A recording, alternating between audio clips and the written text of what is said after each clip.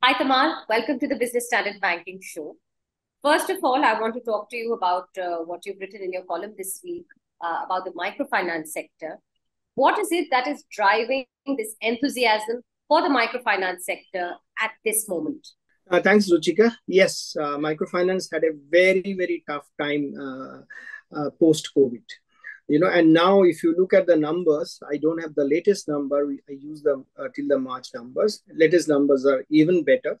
So the quality of assets is it's far, far better than before. And the growth also. In fact, if you see, quite a few banks are chasing microfinance at this point of time. Now, there are multiple reasons. Now, historically, what happened if you go back a little bit, demonetization and GST, they formalize, the informal economy has come into more formalization, etc.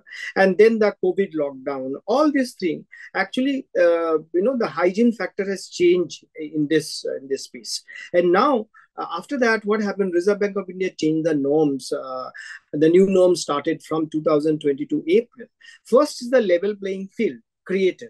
Now, earlier, the rules were for microfinance entity, not for microfinance. Now, the same rule is applicable to banks and microfinance entities because the focus is on microfinance as a concept, as a business, not the microfinance entity. So, some of the banks were taking unfair advantage, enjoying that. That's gone. It's a level playing field. And second, very important part is this: Reserve Bank of India has freed the interest rate. Earlier, typically, if you are a relatively large microfinance entity, you had to cap your interest rate 10% above the cost of your money. Within that, you have to manage your operational cost and make profit. Now it's free. And if you see, I would like to believe all the microfinance entity have raised their interest rate, and nobody is complaining. And one more contributing factor, there are many more, but I would like to highlight one more, is this.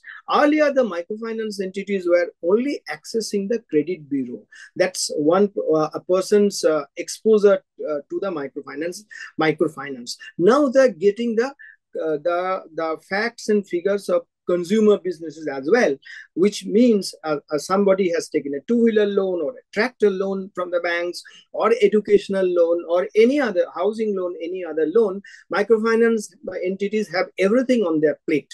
So they know who is over leveraged and who is the right entity. So that has the entire credit appraisal process has also improved dramatically. So, from microfinance, let me move a bit to private sector bank, the Dhanlakshmi Bank. We've seen recent news of the resignation of the independent director, citing several governance issues in the bank's board.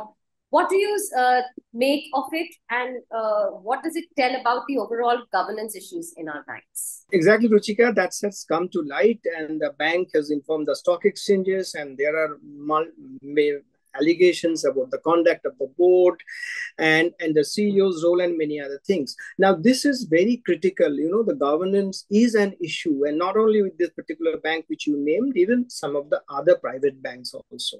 I know one particular case I would not like to name where Reserve Bank of India's senior executives actually summoned the entire board and including the CEO, and gave them literally a dressing down that you can't get away doing this. And RBI is keeping a hawk eye on the governance issues. And at a macro level, you must have seen recently Reserve Bank of India has held, I think, at least two meetings with the private banks and public sector banks on the governance issue. And this is indeed the right time when the banks' health is good. Their NPA acquisition is much lower, profitability is all-time high. So this is the right time actually to address the governance issue, which is critical for the health of the banking system. And RBI this has come in the public, but many think Reserve Bank of India is doing, which is not in the public domain. Corporate governance is indeed an issue with a few banks, particularly private sector, and the regulator is keeping a hawk eye on this. The other issue is about the tenure of the bank chiefs. We've seen RBI increasing the tenure of HDFC and ICICI bank heads. What is happening with SBI? Because there also the term is coming to an end soon. What do you think is going to happen? Oh God, Ruchika, you are so well informed. Yes, ICICI and HDFC Bank and ICICI Bank, two largest private banks. Their current CEO's term are coming to an end. I mean, in October second half, and Reserve Bank of India has given them a 3-year term. State Bank of India, the largest and one of the 50, I think that among the top 50 global banks is there. His term also, Mr. Khara's term also coming to an end in October. And if I'm not mistaken, it's little earlier than them. It's early October. Now, what happened? This private sector, who's the boss? RBI gives the appointment. The board recommends, board sends the name, and RBI, if everything is fine, says yes to it. And of course, there are tenure issues like 12 years, 15 years, etc. Let's not get into this. What about State Bank of India?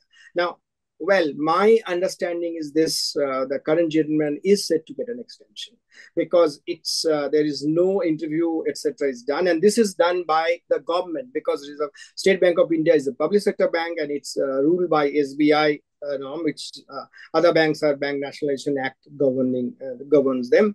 Now there is no interview, etc. has done by the Finance Ministry and the Appointments Committee till now. So my understanding is the current chairman will get an extension, and this will be the second case in the SBI's 200 plus history. First one was Arundhati Bhattacharya. She got 1 year extension. This time the curiosity again is this: will he get for 1 year or 2 years? Let's wait and watch. I would bet on 1 year term for the current CEO, current chairman, not the CEO. SBI calls the chairman. Now, as always, we get the best of insights and well in time from you, Tamal, always. Thank you so much for shedding light on microfinance issue and obviously the governance issues as well. We will keep a close watch on all these developments in the days to come. Thank you for joining us.